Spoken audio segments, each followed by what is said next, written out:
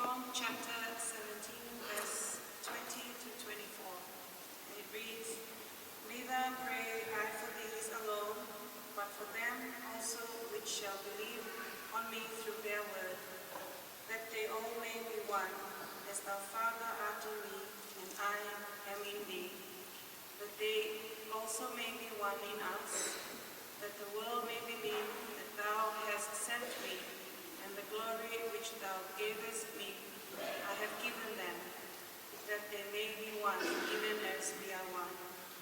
I in them, and thou art in me, that they may be made perfect in one, and that the world may know that thou hast sent me, and hast loved them as thou hast loved me. Father, I will that they also whom thou hast given me be with me where I am, that they may behold my glory, which thou hast given me, for thou loved me before the foundation of the world."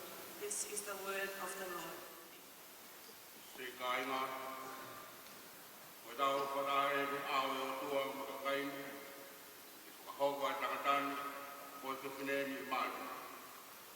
Aya kana nofo mo malu, na tudo ni taime ke hau takata. Pakatao fu misteri, koino nofo kalais monsias. Okuhaga me mao nyoni mali. Ena yono ka doanga ia kalais.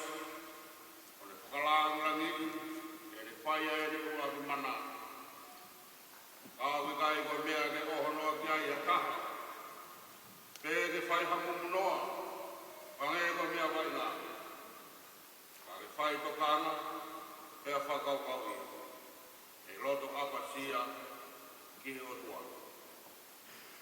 E ua nā pūri whoki a ngā hinga o e pūtūri ko ia. Aia koe ta osu e auha, o tau whahinga. Te ke tupu ako ne kina e ke kahi urianga whakarotu.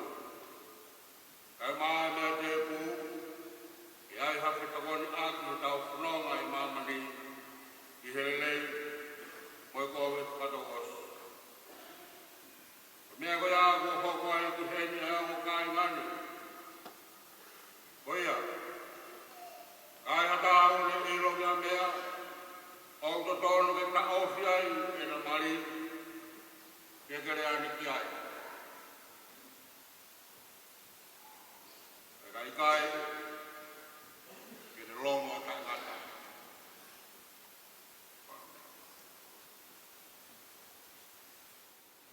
O tapoa ke limoa, ke mo manat, ke mo tutu e au whamau, e hae ngā mea katope, ne fuku he roto. Ko e ka pau o kilo e hama taha, a mea au tonu ke ta ofia i hongu marinu. Tau ake mo koe, te ke talama. E ke mo ilo pau, se hala ki ai koe whulofula ka mai. O kai kau ai o tua, te au i kai tonu, e nana roto.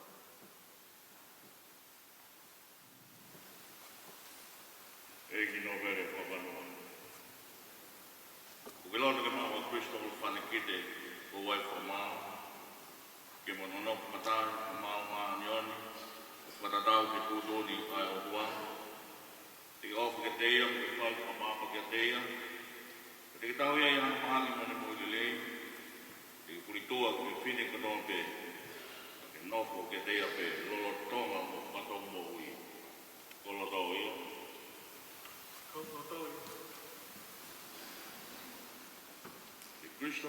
Crystal whanekite. Gila ke mau i mo pere whapanua ko kusa pani whamao. Ke manono patai whamao maani oni. O whatatau ke tūtoni a otoa. Ke talo hua ke teia. Mo ke tau ia. Mo ke ofu ke teia. Mo ke whai whapapa ke teia. O tau ia. I hana mahaki. Oni mo i lei. Ke teke puritoa ke tangata ke katoa pe. Ke nofo koe ke te ia lolo tonga mo whato mo ui. Kolo tō ia.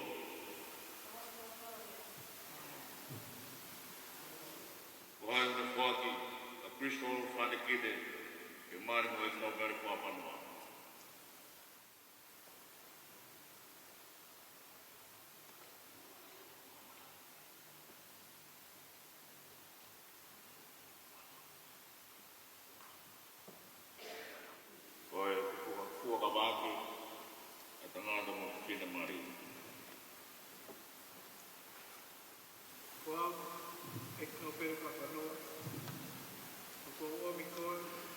Kristo Whanekite, o hoku waifura maa, te ahoni pe whai ma wai pe, i lelei, na ko, i maumea, na masiva, i mahaki, na maui, te ofa, mo tau ki koe, kai o te whamawa, na ki taua te maki.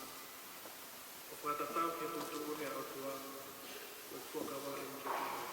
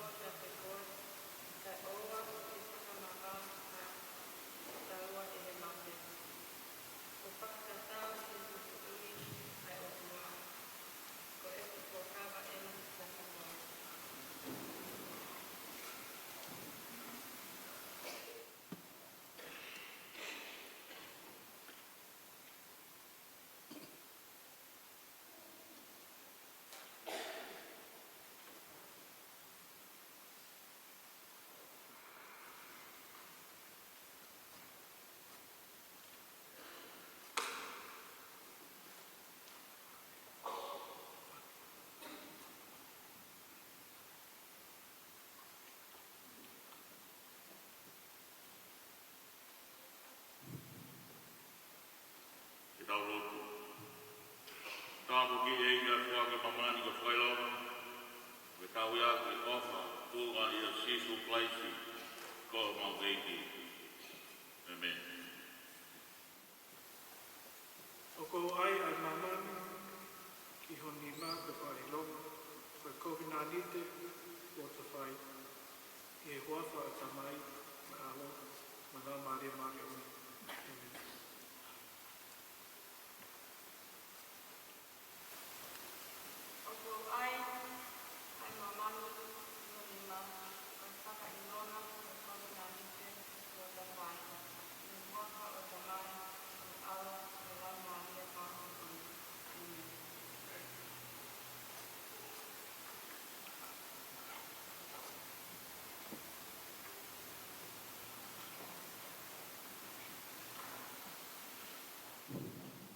Mea ia rea ai no mere whamanua.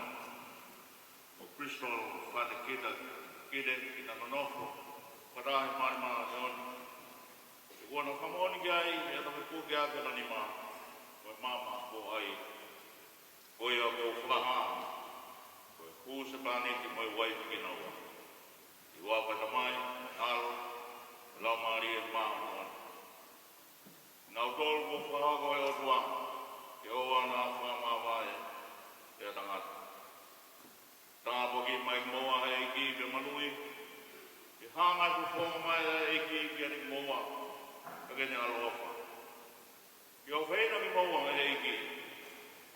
Ke mo laka i manua i te. O ke tāpo ki no tau ki moa e tua ke tamai. Mo tua koe hao. Mo tua koe lau maari e maa ni ona. O ke pio ke lea si pawa ki ane moa. Ke whakawhanua ki moa ngā hi tāpua ki whakalau maari e kotoa pe. Kaui ke pe he homo whia ngai e mui koe ni.